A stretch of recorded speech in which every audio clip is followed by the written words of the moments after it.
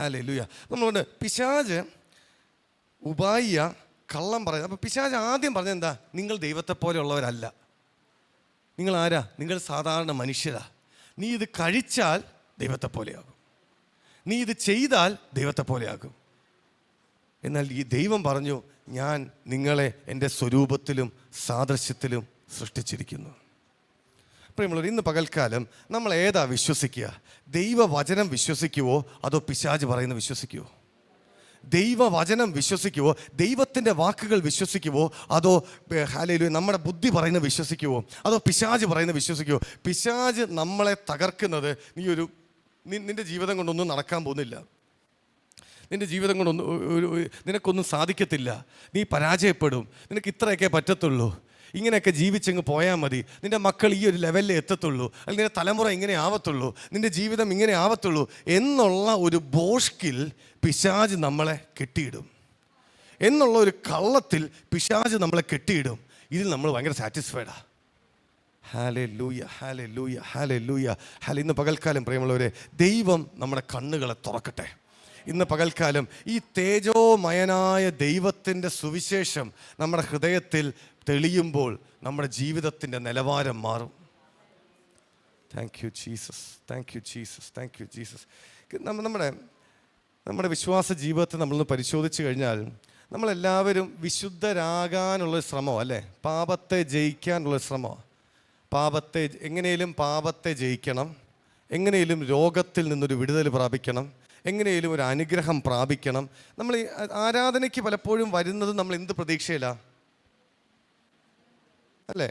ഒരു അനുഗ്രഹം നമ്മുടെ ജീവിതത്തിൽ നടക്കണം, ഒരു വ്യത്യാസം നമ്മുടെ ജീവിതത്തിൽ നടക്കണം, ഒരു മാറ്റം എൻ്റെ ജീവിതത്തിൽ ഉണ്ടാവണം, എൻ്റെ ജീവിതത്തിൽ എനിക്കൊരു വിശുദ്ധനായി തീരണം, പാപ സ്വഭാവങ്ങളിൽ നിന്ന് വിട്ടുമാറണം, എൻ്റെ ദേഷ്യം മാറണം, എൻ്റെ രോഗം മാറണം, എൻ്റെ മക്കൾ നന്നാവണം.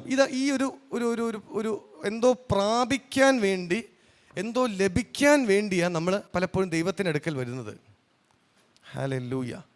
പക്ഷെ ക്രിസ്തീയ ജീവിതം പ്രിയമുള്ളവരെ, കർത്താവ് വിശ്വാസ ജീവിതത്തെ വെച്ചിരിക്കുന്നത് നമ്മൾ ഒരു പ്രാപിക്കുന്ന ജീവിതമായിട്ടല്ല, നമ്മൾ നേടിയെടുക്കേണ്ട ഒരു ജീവിതമല്ല, നമ്മൾ ചെയ്ത് തീർക്കേണ്ട ഒരു ജീവിതമല്ല, നമ്മൾ അധ്വാനിച്ച് നേടേണ്ട ഒരു ജീവിതമല്ല, മറിച്ച് അവൻ സകലവും തൻ്റെ കൃപയാൽ നമുക്ക് ഓൾറെഡി തന്നു കഴിഞ്ഞു.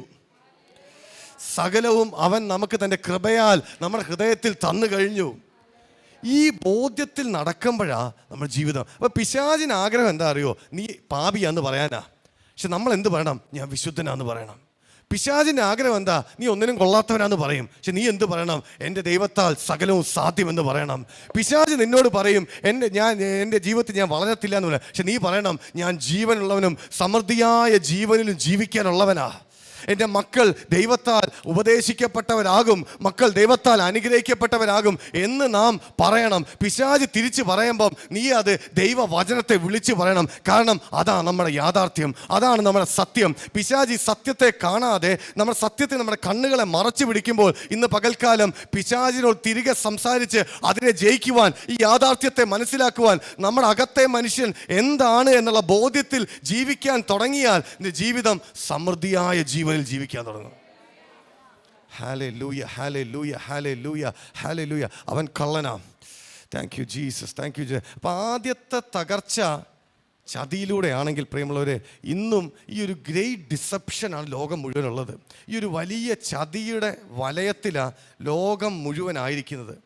ഇന്ന് പകൽക്കാലം നമുക്കതിൽ നിന്നൊരു ഒരു മാറ്റം, അപ്പം നമ്മൾ ക്രിസ്തുവിൽ എന്താണെന്നൊരു ബോധ്യം ഉണ്ടാവണം.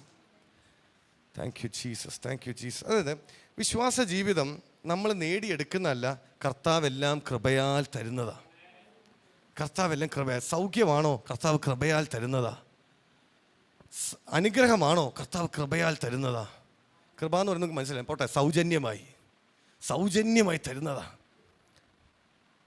നമ്മുടെ ജീവിതത്തിലെ മാറ്റമാണോ? കർത്താവ് സൗജന്യമായി തരുന്നതാ. നമ്മുടെ ജീവിതത്തിൽ ഉയർച്ചയാണോ? കർത്താവ് സൗജന്യമായി തരുന്നതാ. വിശുദ്ധിയാണോ? സൗജന്യമായി തരുന്നതാ. പാപത്തിനുള്ള വിടുതലാണോ? സൗജന്യമായി തരുന്നതാ. ശാപമാണോ? സൗജന്യമായി തരുന്നതാ. നമ്മുടെ ജീവിതത്തിൽ ഉയർച്ചയാണോ? സൗജന്യമായി തരുന്നതാ. എല്ലാം അവൻ സൗജന്യമായി തരുന്നതാ. അതാ നേരത്തെ ജഗന്മാർ പറഞ്ഞത്, സ്വന്തം പുത്രനെ ആദരിക്കാതെ നമുക്ക് വേണ്ടി നൽകി തന്നവൻ ഇതോടൊപ്പം സകലവും നൽകി തരികയില്ലയോ? സ്വന്തം പുത്രനെ ആദരിക്കാതെ നമുക്ക് വേണ്ടി നൽകി, നാം പാപികളായിരിക്കുമ്പോൾ തന്നെ അവൻ തൻ്റെ പുത്രനെ നമുക്ക് വേണ്ടി തന്നുവെങ്കിൽ അതോടൊപ്പം അവൻ സകലവും തരും, അവൻ സകലവും ചെയ്യും, അവൻ സകലവും നിറയ്ക്കും, അവൻ സകലവും വളർത്തും. നിന്റെ ജീവിതം ഹല്ലേലൂയ ഈ ഒരു നിലവാരത്തിൽ നിൽക്കാതെ ഇതിന്നൊരു പടി കയറുവാൻ ഒരൊറ്റ കാര്യമേ ഉള്ളൂ. നിന്റെ കണ്ണ് തുറന്നാൽ മതി, നിന്റെ അകക്കണ്ണുകൾ തുറന്നാൽ മതി. ക്രിസ്തുവിൽ നീ ആരാണെന്ന് തിരിച്ചറിഞ്ഞാൽ, ക്രിസ്തുവിൽ ദൈവം നിനക്ക് ചെയ്തത് എന്താണെന്ന് മനസ്സിലാക്കിയാൽ, ക്രിസ്തുവിൽ ദൈവം എനിക്ക് സകലവും സൗജന്യമായി തന്നു എന്ന് നീ തിരിച്ചറിഞ്ഞാൽ ജീവിതം മാറി തുടങ്ങും. അപ്പൊ ഇതൊരു ഓട്ടമല്ല, ഇത് ക്രിസ്തുവിലുള്ള ആശ്രയവാ.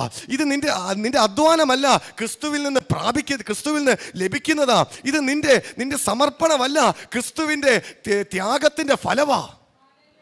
യേശു നമുക്ക് വേണ്ടി ചെയ്തതിന്റെ റിസൾട്ടാ പ്രിയങ്ങളെ നമ്മൾ അനുഭവിക്കുന്നത്. Hallelujah, hallelujah. ജാതികളോട് ക്രിസ്തുവിൻ്റെ അപ്രമേയ ധനത്തെക്കുറിച്ച് പ്രസംഗിക്കുക. ക്രിസ്തുവിൻ്റെ അപ്രമേയ ധനവാ ക്രിസ്ത്യാനിറ്റി. ക്രിസ്തീയ മാർഗം എന്താ? അവൻ്റെ ധനത്തെ എൻജോയ് ചെയ്യുന്നതാ. ക്രിസ്തീയ ജീവിതം എന്താ? അവൻ്റെ ധനത്തിൽ ജീവിക്കുന്നതാ. ക്രിസ്തീയ മാർഗം എന്താ? ക്രിസ്തീയ വിശ്വാസം എന്താ?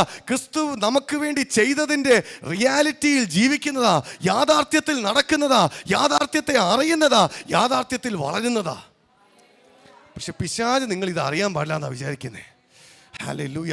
അവൻ സകലവും സൗജന്യമായി നൽകി, സകലവും തൻ്റെ പുത്രനെ സൗജന്യമായി നൽകി. പുത്രനെ തന്നവൻ ഇതോടൊപ്പം സകലവും തരികയില്ലയോ? അവൻ സകലവും ചെയ്യുവാൻ തയ്യാറാ, അവൻ സകലവും നൽകുവാൻ തയ്യാറാ, അവൻ സകലവും നിറയ്ക്കുവാൻ തയ്യാറാ, അവൻ സകലവും സൗജന്യമായി നൽകുവാൻ തയ്യാറാ. നിന്റെ മനസ്സിലെ ചിന്തകൾ മാറ്റിയാട്ടെ. ഞാൻ യോഗ്യനല്ലെന്ന ചിന്ത മാറ്റിയാട്ടെ. എൻ്റെ പ്രാർത്ഥനാ ജീവിതം പോരെന്ന ചിന്ത മാറ്റിയാട്ടെ. എൻ്റെ വിശ്വാസം പോരെന്ന ചിന്ത മാറ്റിയാട്ടെ. വിശ്വാസമൊക്കെ അവൻ തരുന്നതാ. നീ എഴുന്നേറ്റ് നിൽക്ക്. നീ ക്രിസ്തുവിൽ ആരാന്നുള്ള ബോധ്യത്തിൽ നിൽക്ക്. അവൻ സകലവും സൗജന്യമായി നൽകിയതാ. മതം പറയും നീ അധ്വാനിക്കണം, മതം പറയും നിനക്ക് വിശുദ്ധി പോരാ, മതം പറയും നീ ചടങ്ങ് ചെയ്യണം, മതം പറയും നീ ഈ കാര്യം ചെയ്യണം. യേശു പറയും ഹല്ലേലൂയ, ഹല്ലേലൂയ, എൻ്റെ അടുക്കൽ വരുന്ന ഒരുവനെയും ഞാൻ ഒരു നാളും തള്ളിക്കളകയില്ല.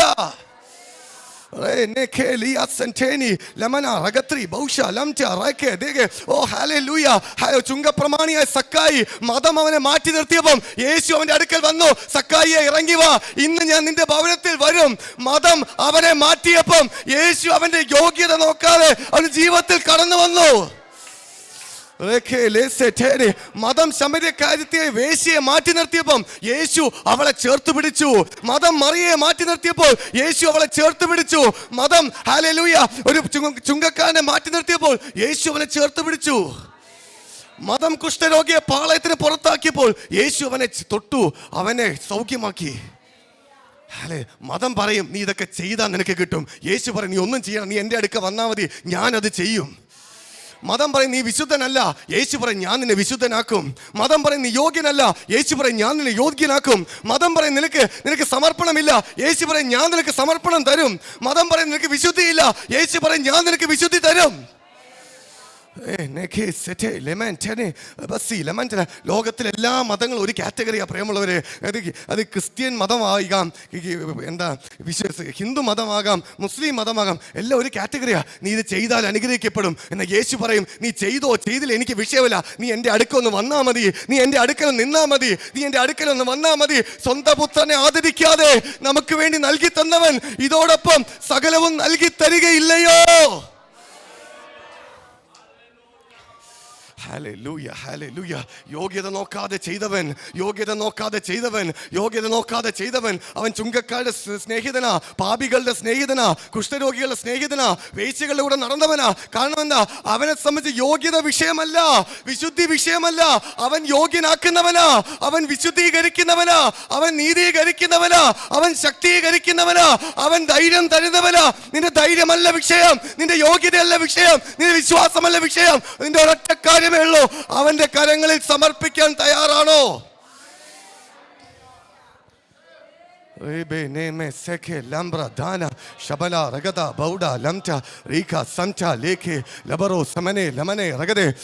Hallelujah, hallelujah, hallelujah, hallelujah, hallelujah, hallelujah,